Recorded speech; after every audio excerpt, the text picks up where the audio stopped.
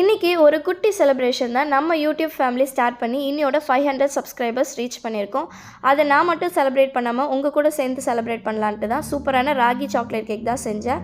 அந்த கேக் எப்படி செய்யலான்னு பார்க்கலாம் வாங்க.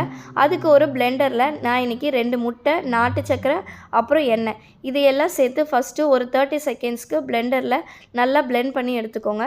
அது கூடவே வெண்ணிலா எசன்ஸ், பால், கொக்கோ பவுடர், அதுக்கப்புறம் பேக்கிங் பவுடர், பேக்கிங் சோடா இதையும் நல்லா சேர்த்து ஒரு 30 செகண்ட்ஸ் நல்லா பிளெண்ட் பண்ணி எடுத்துக்கோங்க. ஒரு பவுலில் ராகி மாவு எடுத்துக்கோங்க. அது கூடவே இப்போ பிளெண்ட் பண்ணி வச்சுருக்க எல்லாத்தையும் நல்லா மிக்ஸ் பண்ணிவிட்டு ஏற்கனவே பேக்கிங் ட்ரேயில் நான் பார்ச்மெண்ட் பேப்பர் எடுத்து வச்சுருக்கேன்.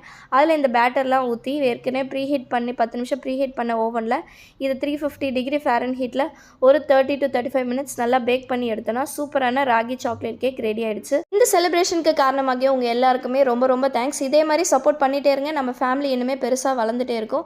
அடுத்த ஒரு ஷார்ட்ஸில் உங்கள்